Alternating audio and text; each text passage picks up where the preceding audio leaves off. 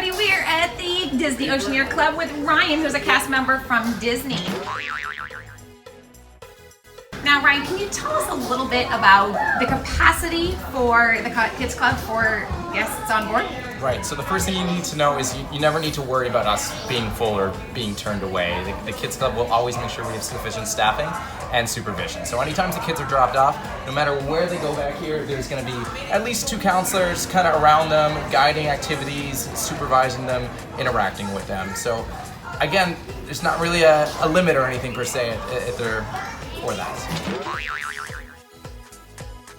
Can you tell me really quick about the bands that you put on the children that have like a GPS feature? Right, so this is what we call the Oceaneer band, similar to the magic bands at parks, except they're a little bit special because these guys have all the information of the kids on them, who's authorized to pick them up, their room number, whoever we need to contact, all the stuff that we need to keep the kids safe.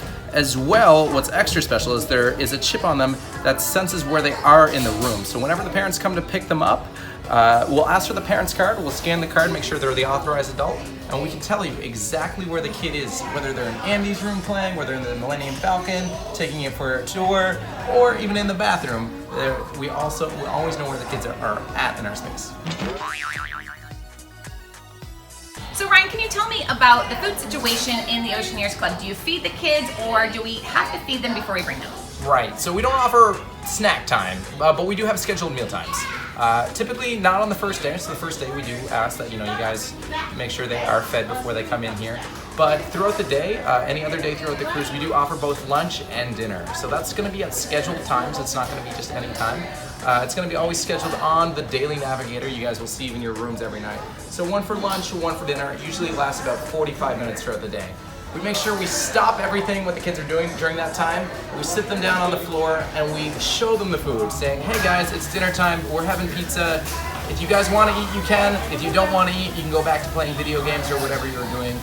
We just want to make sure that everyone is aware of the food that we're serving and then they can go back to work. Now, for kids with allergies, how do you accommodate that? Does the parent need to tell you at the mealtime that their kid has an allergy? Right, so that's a very big thing we take extra precautions on. Every time you register your child, we ask about any allergies prior to that, so during that registration.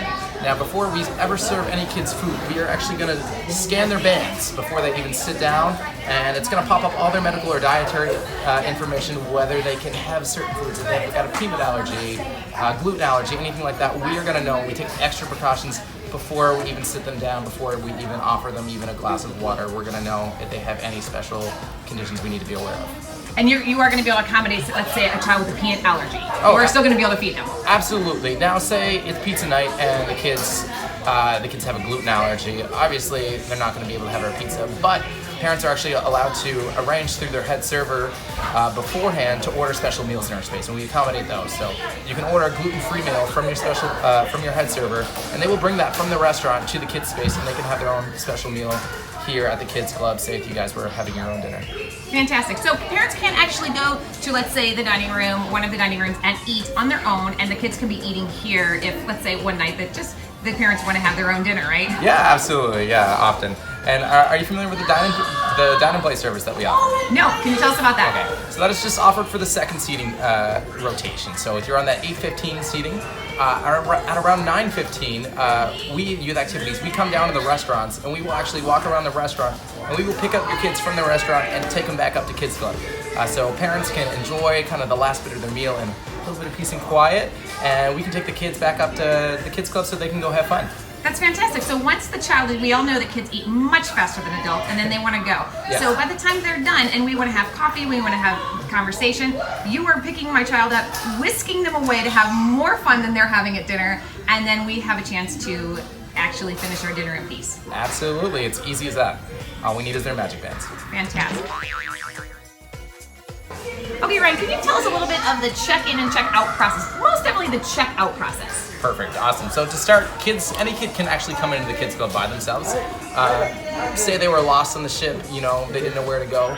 They could come here. This is a safe place. This is kind of a hub where we can have their information. We can contact their parents from there if they were lost. So any kid will never turn a kid away if they're wandering around the ship. Now, as far as check-out goes, to leave by themselves, they have to be at least 8 years old. It has to be pre-authorized by an adult. So any kid is automatically not able to check themselves out unless the adult pre-authorizes that. Now, if they are authorized to leave by themselves, all I have to do is scan their magic band on our orbs, and we check them out, we know that they're gone. However, if they are not self-checkout, a parent will have to come, and they will need their key to the world card.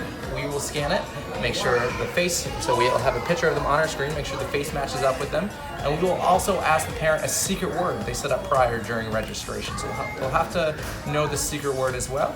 And then once they know the secret word, they have their key card, they are on the specific authorized pickup list, which is again pre-arranged on that registration. They have to be on the list for it. They are able to go with the parents. Fantastic. So if I'm traveling with, let's say, grandparents or friends, as long as I put them on the pre-registered OK list to pick up my child and give them the secret word, my friends and family can also pick my child up as long as I've alerted the Oceaneers Club. Absolutely. Again, you do have to do that prior. So sometimes we'll run into problems where, uncle wants to pick them up, but they're not on that list. And they might even know the secret word, but if they're not on that list, unfortunately, mom or dad does have to come down. So again, they have to be on that list, they have to know the secret word, and they're more than welcome to take the kids from the Kids Club. And then finally, can you tell us a little bit about the hours of the Oceaneers Club? Yes, so we are typically on the Disney Dream open up at 9 o'clock in the morning, and we're open until midnight typically. Now, if you're on a different cruise and your cruise ship gets into port at say 7 o'clock, we'll make sure that we're open by the time we get into port. Fantastic. Thank you so much. I really appreciate all the information. If you guys want any more information about the Disney Dream, just go ahead and click the link in the description below. Thanks guys for watching. Bye.